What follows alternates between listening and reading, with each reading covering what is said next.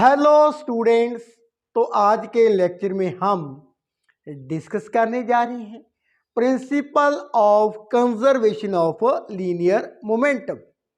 इसके पश्चात in the coming video I will be explain that is Newton second law is the real law of motion. तो उससे पहले ये article important है, principal of conservation of linear momentum. तो student सबसे पहले मोमेंटम क्या होता है? It is a quantity of motion contained in a body represented by small p on arrowhead. Momentum क्या होता है? यदि हम बॉडी के मास को उसके वेग के साथ मल्टीप्लाई कर देते हैं then we get the momentum of that body. लेकिन यहाँ पर क्या है, सिस्टम की बात है। कैसे? It states that if no external force act on a system the momentum of the system remains constant. यदि एक सिस्टम हो, सिस्टम मीन्स आप देख रहे हैं टू बॉल्स हैं, एक का मास ज़्यादा है दूसरी बॉल से। जो बड़ी बॉल है उसका मास है, मान लेते हैं m1, moving with velocity u1। तो जो सेकंड बॉल है उसका मास मान लेते हैं m2 एंड वेलोसिटी कितनी है u2, इनिशियल वेलोसिटी। तो जो छोटी बॉल है उसका वेग ज़्यादा है एंड ये दोनों बॉल एक ही लाइन में, सीधी लाइन में जा रही हैं। आफ्टर सम टाइम बॉल्स क्या हो जाती हैं, स्ट्राइक कर जाती हैं। उसके पश्चात दोनों जो बॉल्स हैं उनका मोमेंटम क्या है, चेंज हो जाता है। अब यदि हम दोनों बॉल्स को एक सिस्टम मान लें तो principle of conservation of linear momentum क्या कहता है? It states that if no external force act on a system, हमने कोई बाहरी बल इन दोनों बॉल्स पर नहीं लगाया, no external force act on these two balls, तब क्या होगा? The momentum of the system, दोनों बॉल्स का जो मोमेंटम है, टोटल मोमेंटम, स्ट्राइक से पहले एंड स्ट्राइक के बाद, लेटर ऑन, वो क्या रहता है, रिमेन्स कांस्टेंट। जैसे जो फर्स्ट बॉल है उसका मोमेंटम मान लेते हैं p1, momentum of the ball जो बड़ी बॉल है, एंड जो सेकंड बॉल है उसका मोमेंटम मान लेते हैं p2। ये क्या है, कांस्टेंट, ये कांस्टेंट रहता है। If no external force act on the system the momentum of the system remains constant. Means हमारे पास momentum of the first body and momentum of the second body, net momentum क्या है, constant है। अब इसको आगे डिस्कस कर लेते हैं। P1 momentum of the ball, जो बड़ी बॉल है, स्ट्राइक से पहले उसका मोमेंटम कितना है, p1, एंड सेकंड बॉल है उसका मोमेंटम क्या है, p2। अब जब स्ट्राइक हो जाती है, ये जो स्ट्राइक्स होती है बॉल्स में, मान लेते हैं बहुत ही कम समय में होती है, इन टाइम डेल्टा t। तो स्ट्राइक से पहले मोमेंटम, स्ट्राइक के लेटर ऑन मोमेंटम मान लेते हैं p डैश बॉडी 1 का, बॉल 1 का, एंड P2 सेकंड बॉल का। तो जितना नेट मोमेंटम पहले था सिस्टम का स्ट्राइक से पहले, उतना ही क्या है लेटर ऑन है, बाद में भी उतना ही होगा।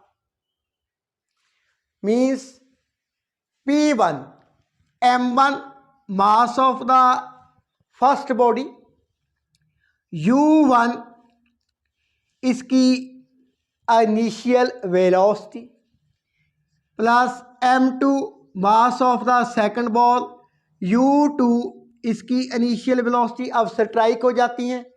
And after that now M1 V1 ये वेलोसिटी चेंज हो जाती है फर्स्ट बॉल की, प्लस M2 V2। तो ये क्या है हमारे पास जो नेट मोमेंटम है वो क्या रहता है, कांस्टेंट रहता है। ये जो principal of conservation of linear momentum है, यहां पर हमने 2 बॉल्स की बात की है, तो 3 भी हो सकती है बॉडीज, 4 भी हो सकती हैं, अप टू nth सभी के लिए ये लॉ क्या है एप्लीकेबल है, लागू होता है। आइए अब इसका हम प्रूफ कर लेते हैं with the help of Newton second law of motion. Now students, मैं प्रूफ करने जा रहा हूं law of conservation of linear momentum. तो ये रही 2 bodies in the shape of ball, body A body B, इसका जो इनिशियल वेग है मींस इनिशियल वेलोसिटी मान लेते हैं U1। जो बॉडी बी है इसकी इनिशियल वेलोसिटी है हमारे पास U2। मास, इसका मास M1, इसका mass M2। After some time collision हो जाती है, मान लेते हैं इसका वेग क्या था, ज्यादा था इन कंपैरिजन ऑफ बॉडी ए। तो क्या है दोनों ही एक लाइन में जा रही हैं, सीधी लाइन में। आफ्टर सम टाइम कोलिजन हो जाती है। जब कोलिजन होती है बहुत ही कम समय के लिए, उस कोलिजन के पश्चात इन दोनों का वेग क्या है चेंज हो जाता है, मास रिमेन्स कांस्टेंट। बॉडी ए अब इसकी फाइनल वेलोसिटी V1 एंड जो बॉडी बी है इसकी फाइनल वेलोसिटी V2। मोमेंटम भी मान लेते हैं। बिफोर कोलिजन मोमेंटम कितना है P1, बॉडी बी का मोमेंटम कितना है P2। After collision momentum that is P1 dash, a body का मोमेंटम मान लिया, इसका मान लेते हैं P2 डैश। अब स्टूडेंट्स जब दोनों बॉल्स कोलिजन होती है दोनों बॉल्स के बीच में, तो ड्यूरिंग कोलिजन क्या होती है, फोर्स अप्लाई होती है। बॉडी ए है वो बी पर फोर्स लगाती है, बी है वो ए पर फोर्स लगाती है। Means ball A B ball पर बल लगाती है, बॉल बी ए पर बल लगाती है। इस बल लगाने पर मोमेंटम क्या है चेंज हो जाता है according to Newton second law of motion. Newton second law of motion की बात करें, force equal to D P vector over D T, और ऐसे भी बोल सकते हैं force multiply by dt equal to change in momentum. अब हमारे पास जब कोलिजन होती है तो टाइम पीरियड मान लेते हैं delta T. Delta T time लगता है जब कोलिजन होती है। आगे now body B means balls B exert force FBA। Ball B ने बॉल ए पर बल लगा दिया है।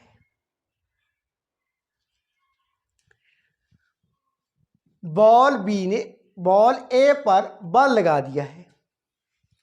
कितने समय के लिए? Delta T. Delta T. अब बी ए पर बल लगा रही है। ए का मोमेंटम चेंज हो रहा है, बदल जाता है। तो कितना मोमेंटम बदल जाता है? चेंज हो जाता है। Final momentum minus initial momentum means P1 dash minus P1। इसे मान लेते हैं इक्वेशन नंबर 1। सिमिलरली जब स्टूडेंट्स कोलिजन होती है दोनों बॉल्स के बीच में, अब ए बी पर भी बल लगाती है। कितना? Body A exerts force on B। Body B exert force on A पर थी, अब A exert force on B, that is F A B. A ने बी पर बल लगा दिया है। कितने समय के लिए?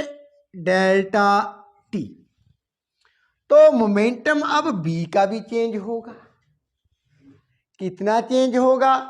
Final momentum minus initial momentum means P2 dash minus P2। इसे मान लेते हैं इक्वेशन नंबर 2। जहां पर हमने students Newton second law of motion को अप्लाई कर दिया है। The rate of change of momentum directly proportional to applied force. तो यहां पर फोर्स क्या था? जब कोलिजन होती है बॉडी बी ए पर बल लगाती है, ए बी पर बल लगाती है। कितने समय के लिए? बहुत ही कम समय के लिए, डेल्टा टी। तो कोलिजन के पश्चात दोनों का मोमेंटम चेंज हो जाता है। अब मोमेंटम कितना चेंज होता है वो वहां पर हमने न्यूटन सेकंड लॉ को लगा दिया है, अप्लाई कर दिया है। नाउ स्टूडेंट्स आगे बढ़ते हैं। जब कोलिजन होती है मीन्स बॉडी बी ए पर आकर स्ट्राइक करती है। बॉडी बी ए पर बल लगाती है। Then according to Newton third law of motion, to every action there is equal and opposite reaction. जितना बॉडी बी ने ए पर बल लगाया, बॉडी ए भी उतना ही बल बॉडी बी पर लगाती है। लेकिन ए बॉडी है जो मीन्स जो बॉल ए है वो बल तो उतना ही लगाती है बी पर जितना बी ने ए पर लगाया था। लेकिन दिशा क्या होगी बल की, जो ए बॉल लगाती है, बॉडी ए लगाती है, विपरीत दिशा में बल लगेगा। तो न्यूटन थर्ड लॉ अप्लाई करते हैं। एफ बी ए, बॉडी बी ने ए पर बल लगा दिया, ए बॉडी ने बी पर बल लगा दिया, उतना ही, लेकिन दिशा क्या थी, विपरीत थी, according to Newton third law of motion. अब स्टूडेंट्स